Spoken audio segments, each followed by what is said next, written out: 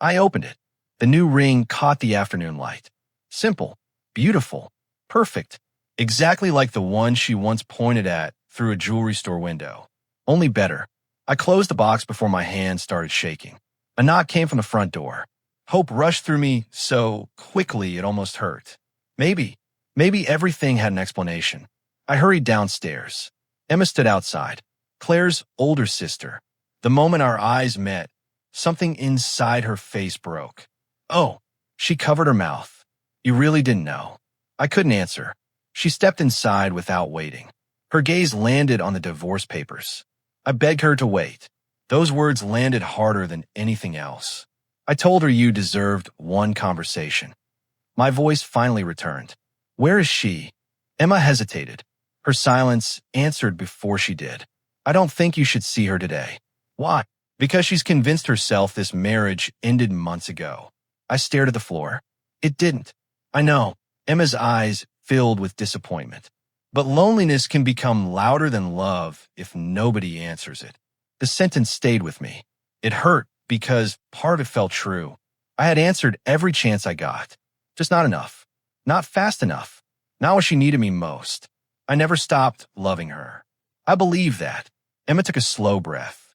But love hidden behind duty still feels like absence to the person waiting.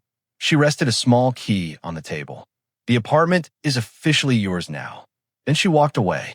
The front door closed softly. The house became mine. Only mine. Hours passed before I noticed darkness filling the windows. I sat on the living room floor, surrounded by pieces of a life that no longer existed. Eventually my phone lit up. Not a message. Social media. Someone had tagged Claire. Without thinking, I opened it. My stomach dropped. Claire smiled into the camera. Ryan stood beside her. One arm rested comfortably around her shoulders. Coffee cups sat between them. The upload time glowed beneath the picture. 2 hours ago, the same day the divorce papers waited on my table. My thumb froze over the screen. The ring box felt impossibly heavy inside my pocket. Before I could gather another thought, my phone vibrated again. A military notification flashed across the display. Official announcement scheduled. Prepare for immediate contact. Everything I had sacrificed for was finally about to be revealed. But the one person I wanted to tell had already walked away. The key turned with a familiar click. For months, I had imagined this exact moment. My last deployment was finally over. My boots were dusty, my shoulders were sore, and my duffel bag felt heavier than it really was. None of that mattered. My hand slipped into my jacket pocket, touching the small velvet box. A new wedding ring.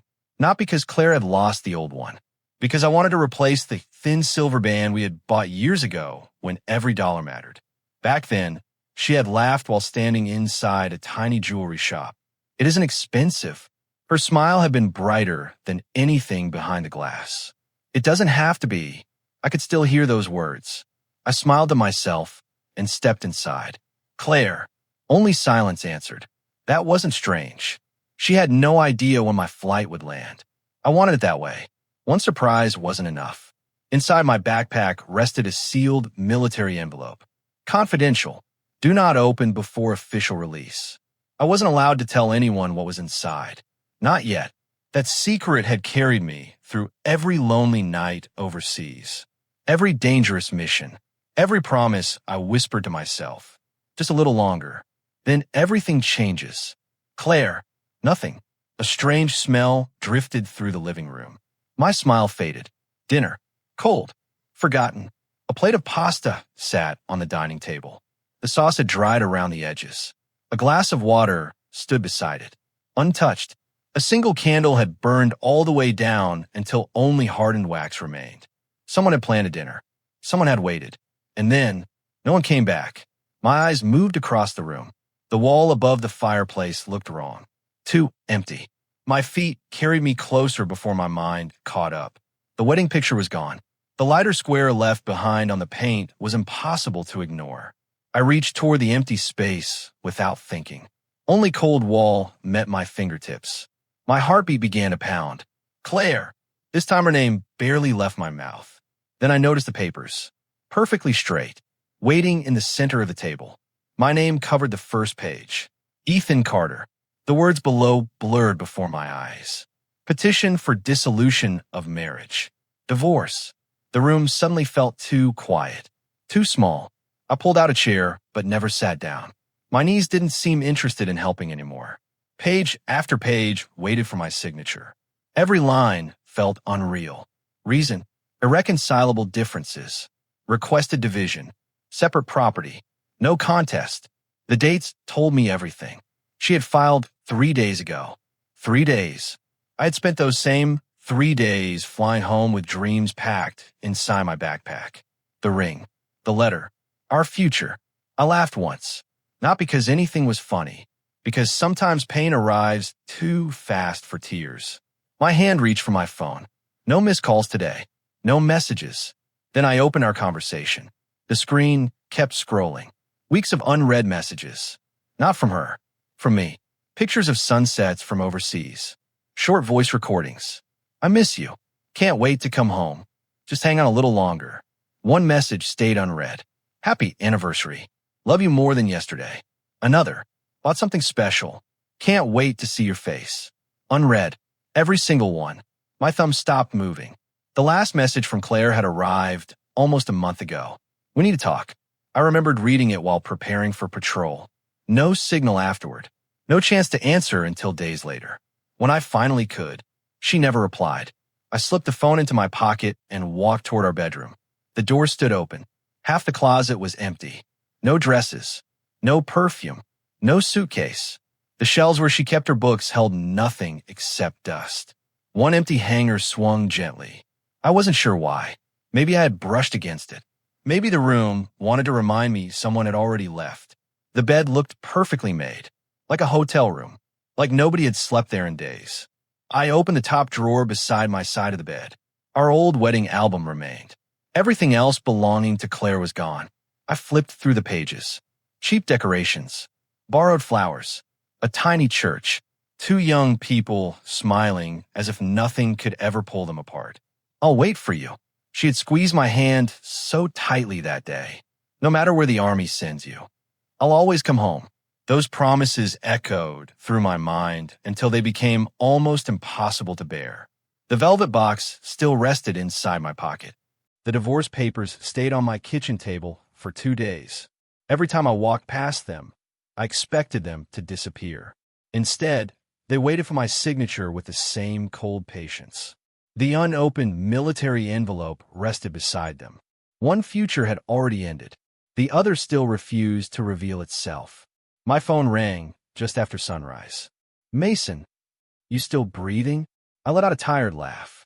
Barely. I heard. His voice grew quieter. I'm sorry, brother. You knew something was wrong? I knew you sounded different every time we talked about home. I rubbed my forehead. I thought surviving one last deployment would fix everything. Sometimes surviving isn't enough. His words stayed with me. You coming to base today? I have to. Good. Don't disappear into that empty house. The drive felt longer than it used to. Every road carried another memory. Claire waving from the porch. Claire standing outside the grocery store with coffee. Claire laughing because I always park crooked. Now the passenger seat stayed empty. The gate opened. The familiar sight of uniforms usually brought comfort. Today, it only reminded me how much this life had taken. Mason spotted me before I reached the building. Without saying a word, he wrapped one arm around my shoulder. No dramatic speech. No fake encouragement. Just enough pressure to remind me I wasn't standing alone. You look terrible. I've looked worse. Not emotionally. That answer landed harder than expected. We walked inside together. Several soldiers nodded in my direction. Congratulations. Good work. Proud of you. I thanked them with small smiles that never reached my eyes. Mason waited until we reached an empty hallway. You still carrying it? My hand slipped into my jacket. The velvet ring box appeared. He stared at it for several seconds. You brought that all the way home. I thought she'd wear it before the week ended. Instead, it disappeared back into my pocket. I also brought something else. The sealed military envelope rested in my hand. He nodded immediately. So, it's finally happening. If they make the announcement today, you earned it. I wanted Claire to hear it from me first. A bitter smile crossed my face. Guess life had other plans.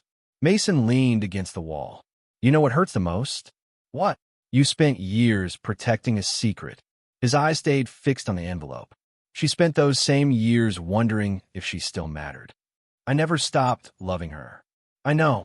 He folded his arms. But love can't survive on promises that only exist inside your own head. Those words followed me into every room that morning. They refused to leave. During the paperwork meeting, my thoughts drifted backward. The memory arrived as clearly as if it had happened yesterday. Colonel Hayes stood across from me, inside a secure office. We need volunteers. The room stayed silent. This assignment carries extreme risk. No one moved. If successful, the compensation package will permanently secure your family's future. My hand had already started rising. The colonel noticed. Carter, I'll go. He studied me for a moment. Mary, yes, sir. You understand what you're risking. I do. He nodded once. Then prepare. That wasn't the only secret. Weeks later, another meeting changed everything. This information remains classified until official release. A folder slid across the desk. Inside waited an offer almost impossible to believe. Leadership selection. Permanent promotion. No more combat deployments after completion. The career I had dreamed about. The stable future Claire deserved. One condition stood above everything else. Tell no one, not even family. Breaking confidentiality would end the opportunity immediately. I remembered staring at my wedding picture inside my wallet. Just a little longer. Then I'll tell her everything. The memory faded. Reality returned. My phone rested inside my hand. Claire's voicemail from a month ago remained saved. I pressed play again. Ethan. Her voice sounded exhausted. I don't even know if you'll hear this. A long pause followed. I miss talking to my husband. Another pause. It feels like the army gets every part of you. She breathed slowly. I don't know how much longer I can keep pretending this doesn't hurt. The message ended. My reply had never reached her. No signal. No connection. No second chance.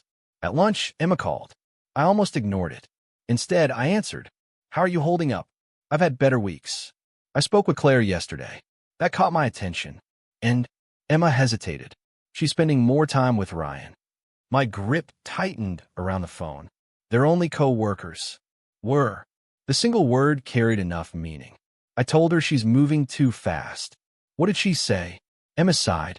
She believes he's the only person who actually listens. The sentence stung because I understood why she believed it, even if it wasn't completely true. I warned her.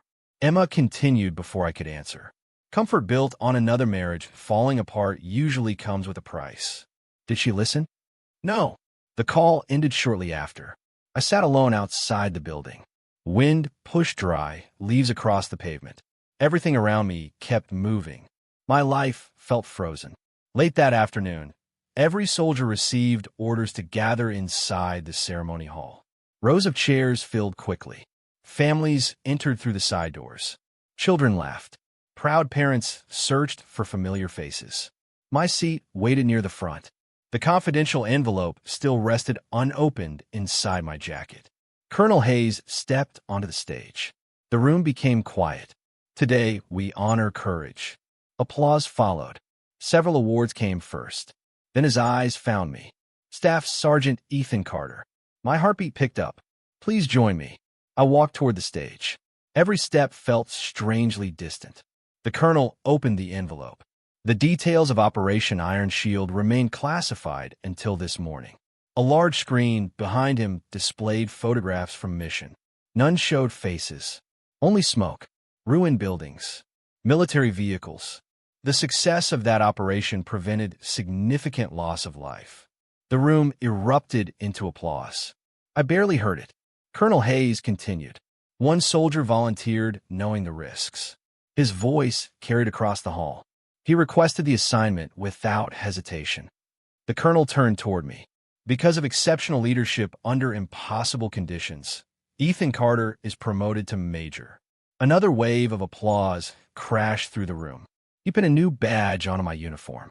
Cold metal, heavy responsibility, a completely different future. No further combat deployments. His smile carried genuine pride.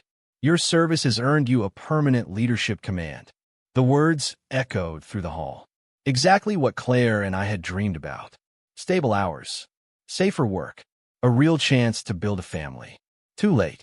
As cameras flashed, movement near the back caught my attention. Claire. She stood beside Emma. Ryan remained only a few feet away. Shock spread across Claire's face. She hadn't known. She couldn't have known. Her eyes searched mine while the colonel continued speaking. Then her attention dropped. Straight to my hand. The small velvet ring box had slipped halfway out of my jacket pocket. Recognition flooded her expression. She remembered. The promise. The anniversary. Everything. Across the crowded ceremony. She stood frozen while I closed my hand around the ring that was meant for her. The applause from the ceremony had barely faded when I walked into Colonel Hayes' office. He closed the door behind us and placed another folder on the desk. This belongs to you now. I opened it slowly.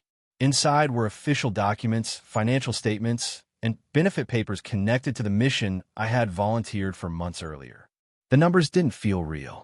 Every debt Claire and I had carried for years could have disappeared. The mortgage we dreamed about suddenly looked possible. There was enough to buy the little house near the lake she had pointed at every spring. She used to smile every time we drove past it. One day, that dream had kept me moving through endless nights overseas.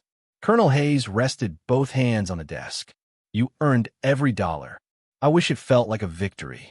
His expression softened. Sometimes service asks a price nobody expects. A slow breath escaped me. I thought I was protecting my marriage. You protected your mission. He waited before adding another thought. The difficult part is accepting those aren't always the same thing. Those words followed me home. The house still felt empty.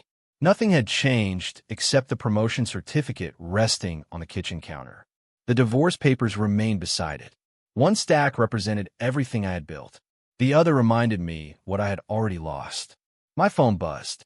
Claire. The screen stayed bright until it became quiet again. A voicemail appeared. I didn't touch it. Another message arrived only minutes later. Can we please talk? My thumb hovered over the screen. Then I locked the phone and slipped it into my pocket. Weeks earlier, I had watched my own messages remain unread. Now the silence belonged to someone else. It wasn't revenge. It was exhaustion. Every conversation felt too late. The next morning, Mason found me loading old boxes into the garage. What are you doing? Making room. For what? My life. He glanced toward the packed suitcase resting against the wall. The deployment bag? I'm putting it away. He smiled. About time. The zipper closed with a heavy sound. That suitcase had followed me through airports, deserts, military camps, and lonely nights. Now it disappeared onto the highest storage shelf. I stepped back. It doesn't own me anymore. Mason nodded once. So what's next? I honestly don't know. That's better than living inside yesterday. He handed me a business card. A therapist. I stared at it. You think I need this? I think strong people know when to carry the weight. The appointment was 3 days later. Walking into that office felt stranger than entering a battlefield. The room held comfortable chairs instead of weapons. Quiet music instead of alarms. The therapist smiled warmly. What brings you here? I laughed under my breath. That's a long story. We have time. The first few minutes felt awkward. Then something unexpected happened. The words kept coming. About deployments. About promises. About Claire. About believing sacrifice automatically meant love. The therapist listened without interrupting. Finally, she leaned forward. You spent years protecting everyone. I tried. When did you protect yourself? The question stayed unanswered. Because I honestly didn't know. Meanwhile, Claire kept calling. One voicemail became 3. 3 became 7. I never opened them. The unread notifications stacked together exactly like mine once had. Each one carried another piece of regret I wasn't ready to hear. Emma called instead. I need to tell you something. Her voice sounded unusually serious. What happened? I've been helping Mom clean Claire's apartment. And I found something. A long pause followed. My sister isn't proud of it. I leaned against the kitchen counter. What did you find? Messages. My grip tightened around the phone. Between Claire and Ryan. Another pause. They started while you were overseas. The room suddenly felt colder. Were they together? Not exactly. Emma chose each word carefully. But Ryan kept pushing the same idea. What idea? That your silence meant you had already chosen the army over your marriage. I closed my eyes. He knew nothing about my mission. I know. He still encouraged her to believe the worst. Emma sighed. I think he wanted her to depend on him. Hours later, she forwarded screenshots. I stared at every message. You deserve someone who actually puts you first. He's always busy. Maybe his priorities already changed. You shouldn't waste your life waiting. None of the messages directly told Claire to leave me. They didn't have to. Little pushes, small suggestions, daily reminders. Enough to turn loneliness into certainty. My phone buzzed again. Claire. Another missed call. I placed the phone face down. Across town, a very different conversation unfolded. I didn't witness it. Emma told me everything later. Claire had confronted Ryan after reading the military announcement online. You knew he was coming home. Ryan shrugged. He still stayed away. He wasn't staying away. Her voice shook. He wasn't allowed to talk. Ryan folded his arms. So now you're defending him? I'm asking why you never once told me to wait. You already wanted out. Emma stepped between them before the argument grew worse. Stop pretending this was about helping her. Ryan frowned. What are you talking about? You fed every fear she had. Emma held up her phone. I've read the messages. His confidence slipped. They're just conversations. They're manipulation. Ryan reached for Claire's hand. She pulled it back. That single movement spoke louder than any argument. Emma visited me the following evening. She placed a small cardboard box on my table. I found these two. Inside rested old photographs. Claire and me painting our first apartment, laughing over burned pancakes, holding hands outside the tiny jewelry store where we bought our wedding rings. Emma picked up one picture. She cried after seeing these. I remained quiet. She finally remembers how much you carried. I carried too much. Emma met my eyes. And she stopped carrying with you. Neither sentence canceled the other. Both were true. Days turned into weeks. Therapy became part of my routine. Morning runs replaced sleepless nights. I visited my parents more often. Dinner conversations slowly replaced empty evenings. The house no longer felt haunted. It simply felt unfinished. One afternoon, I opened my contacts. Claire's name waited near the top. My finger stayed there for several seconds. Then I pressed delete. The screen asked one final question.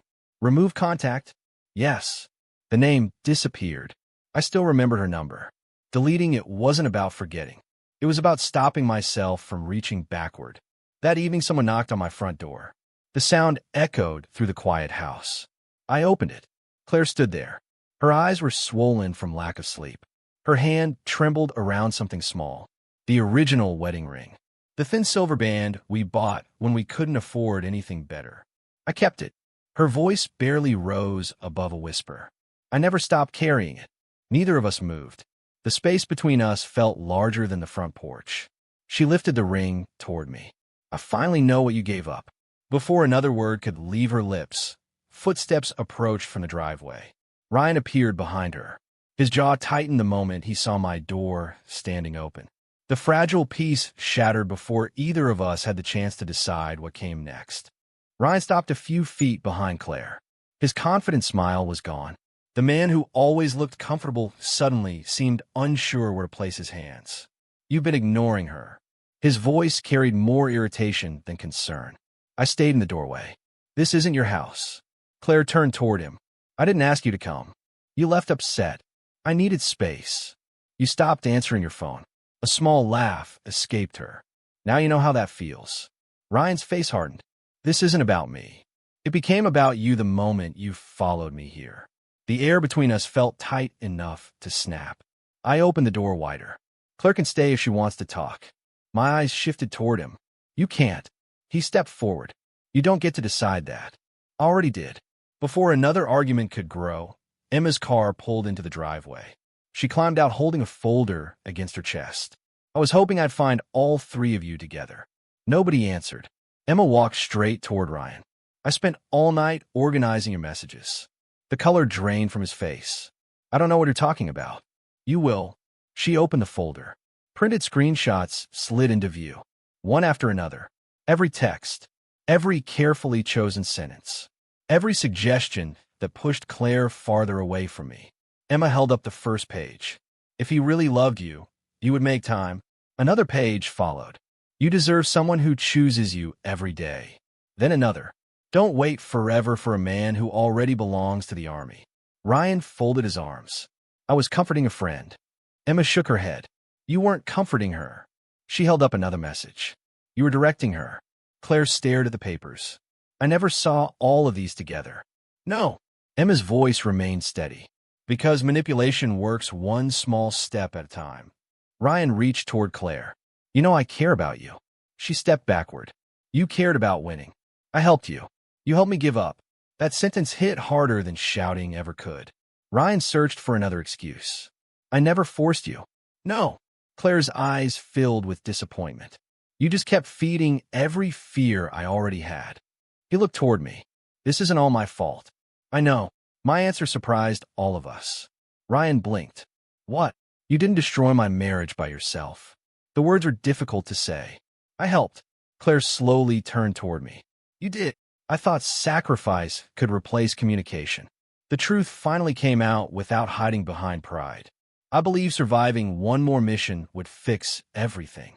My fingers tightened around the edge of the door. I kept asking you to wait without explaining why. Claire lowered her head, and I stopped asking questions. Nobody defended themselves anymore. Excuses had run out. Only truth remained. Ryan quietly backed away. This is between you two. It always was. Emma closed the folder. You only made sure neither of them could see that. Ryan walked toward his car without another word. None of us tried to stop him. His silence finally admitted what his voice never would. 3 weeks later, the divorce hearing arrived. The courtroom looked plain. Simple wooden benches. Gray walls. A judge who had probably witnessed hundreds of broken promises. Our marriage certificate rested inside a worn folder on one table. Soon it would become another closed file. Claire sat across from me. She looked tired, not because of one bad night, because regret had been keeping her awake for weeks. Our lawyers handled the paperwork. The legal words sounded cold. Property, assets, agreement. None of them described what we were actually losing. The judge glanced toward us. Before we finalize this matter, is there anything either of you wishes to add? The room became quiet. Claire stood first. Her hands trembled slightly. I made a permanent decision during temporary pain. She swallowed hard. I convinced myself I already knew the whole story. Her eyes met mine. I never gave my husband a chance to tell it. No tears. No dramatic breakdown. Just honest regret. The judge nodded. Then his attention shifted toward me. I rose slowly. My wife wasn't the only one who failed. The courtroom listened. I believed loving someone meant protecting them from every burden. A slow breath escaped me. So I carried everything alone. I glanced toward the military badge on my jacket. I confused sacrifice with communication. The words felt heavier than my uniform ever had. I expected trust while giving very few answers. Claire closed her eyes. I waited.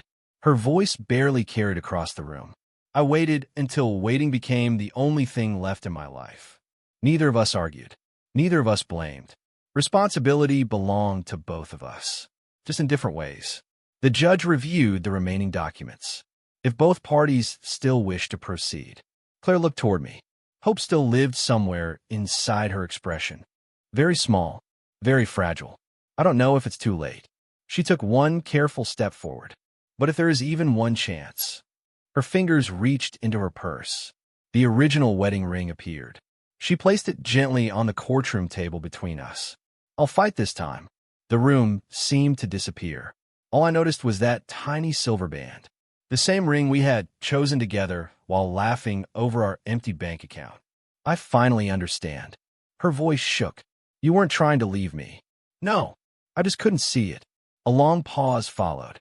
Then another truth arrived. So, she searched my face. Can we start over? Every part of me wanted the answer to be yes. The younger version of me would have accepted without hesitation.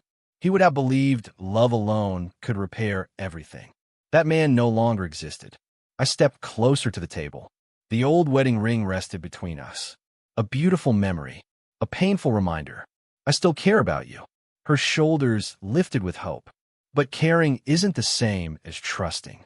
Hope slowly faded again. I know you'll never make this mistake again. My voice stayed calm. I also know I'll spend every difficult day wondering if you'll leave when life gets hard. She lowered her head.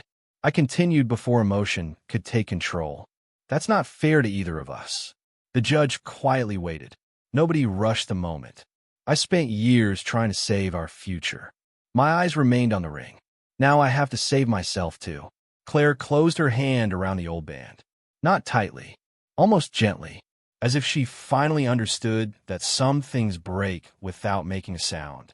The judge slid the final papers toward us. One signature, then another. Ink replaced vows. The marriage officially ended. An empty folder received our marriage certificate. A clerk closed it. Just like that, years of memories became another completed case.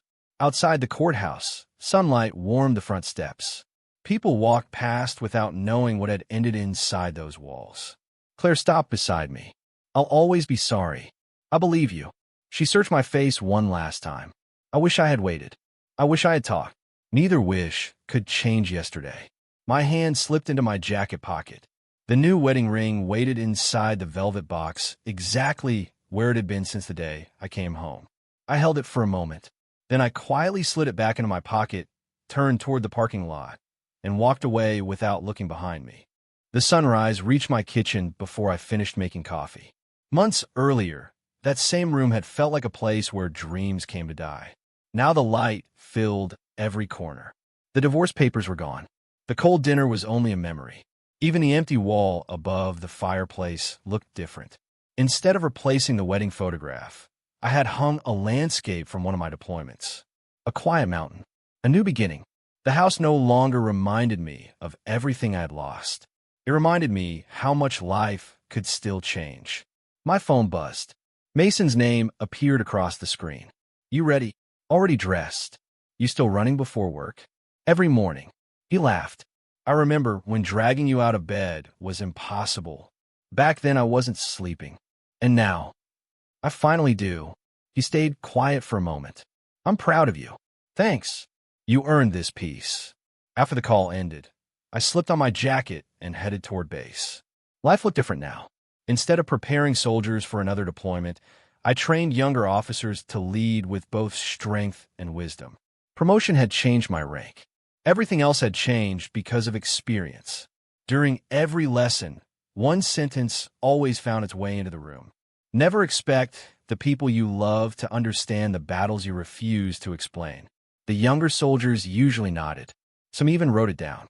I hoped they would learn that lesson without paying the same price I had. Later that afternoon, Colonel Hayes stepped into my office. You've settled in well. I'm trying. He smiled. No. He looked around the room. You already have. A folder rested under his arm. The Military Family Support Foundation received another donation this week. I glanced at it. They're doing good work. They are. He paused. They're helping young couples who struggle while one partner serves overseas. I remembered Claire and me living in a tiny apartment with secondhand furniture. Back then, even buying groceries felt like a victory. I'll visit them. I thought you might. The weeks continued moving forward.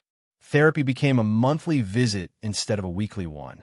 Dinner with my parents turned into a family tradition. Mason stopped by often enough that he no longer knocked before walking inside. One evening, he opened my refrigerator and frowned. You still don't buy enough food. I've improved. You bought vegetables. They count. He laughed. I was hoping for steak. You should have cooked. The easy conversation felt strange in the best way. Pain no longer controlled every moment. It still existed. It simply wasn't driving my life anymore. Not everyone healed that way. Emma called one rainy afternoon. I thought you should know. I closed the report I had been reading. What happened? Ryan left. I waited. He transferred to another company after everything came out. The messages? Yes. She sighed softly. People stopped trusting him. And Claire? Another pause. She kept her job. That's good. It isn't easy. Emma's voice carried quiet sadness. Everyone knows what happened. I stared through my office window. Rain slid slowly down the glass. How is she? She goes to work. Another pause. She comes home. Does she still ask about me? Not anymore. That answer stayed with me all evening. Not because I wanted her to keep asking, because I understood what it meant. She had finally accepted that regret couldn't rebuild what trust had lost. A week later, Emma called again. This time it's different. What is? Claire wants one final meeting. I lean back in my chair. I don't think that's a good idea. She isn't asking for another chance. Then why? There's something she wants to return. I agreed. Not because I expected anything to change. Because unfinished stories deserve honest endings. We met in the small park where Claire and I used to eat lunch on weekends. Autumn leaves covered the walking path. The air carried just enough chill to remind me another season had arrived. Claire stood beside an empty bench. She looked healthier than the last time I saw her. Still sad, but no longer running from that sadness. Thank you for coming. I nodded. What did you want to return? She held out a small velvet box. The same one I had carried home from my final deployment. I found it. My fingers closed gently around it. I never opened it. I know. Emma told me what it was after the ceremony. A faint smile crossed her face. You always remembered the ring I pointed at. I remembered everything. I know that now. We stood quietly for a moment. Wind carried a few leaves between us. I've replayed our marriage 1,000 times. Her eyes followed the moving leaves. I keep finding places where I could have chosen differently. I've done the same. She nodded. The difference is... Her voice almost disappeared. I finally understand that love isn't enough if trust is gone. I didn't answer immediately, because she was right. And sometimes the truth deserves a moment before anyone speaks again. I'm sorry. She didn't beg. She didn't promise impossible things. Just 2 simple words. I believe you. Relief mixed with sadness across her face. Thank you. She reached into her purse one last time. The original wedding ring rested in her palm. I'll keep this. A gentle smile appeared. It reminds me of who we were. It should. It was real. It was... She slipped the ring back into her purse. I hope you find someone who doesn't have to lose you before understanding your value. The sentence stayed with me. I hope you find peace. Not happiness. Not another relationship. Peace. Because that came first. Claire nodded once. Then she turned and walked toward the parking lot. She never looked back. Neither did I. The velvet box remained in my hand as I drove toward the Military Family Support Foundation. A young couple waited inside the lobby. The husband wore a fresh Army uniform. His wife held a newborn baby against her shoulder. They looked nervous, hopeful, exactly the way Claire and I had looked years ago. A volunteer greeted me. We're honored you came. I brought something. I placed the velvet box on the desk. She opened it carefully. The diamond caught the afternoon light. It's beautiful. It was meant for a future that never happened. She looked up. Are you sure? Very. I smiled. Sell it. She blinked. Use every dollar to help military families start stronger than mine did. Emotion filled her eyes. We will. Walking outside felt surprisingly light. Not because I had thrown away the past. Because I had finally transformed it into something useful. The ring would help another couple survive difficult days. Maybe it would pay rent. Maybe it would buy baby supplies. Maybe it would keep one more marriage alive during a hard deployment. That felt more meaningful than leaving it inside a drawer forever. The next morning, the sun climbed above the horizon as I walked toward headquarters. Golden light spread across the pavement. Months ago, I had come home carrying a ring and a future I thought could never be replaced. Now I carried something far more valuable. A quieter heart, a clearer mind, the understanding that love should never require abandoning myself. I couldn't change the choices Claire made. I couldn't erase the mistakes I made either. But I had learned from them, and that lesson would stay with me much longer than any scar from the battlefield. My steps grew steadier as the building came into view. The greatest victory had never been proving my worth to someone who walked away. It was finally recognizing that worth for myself and choosing to keep walking toward the life waiting ahead.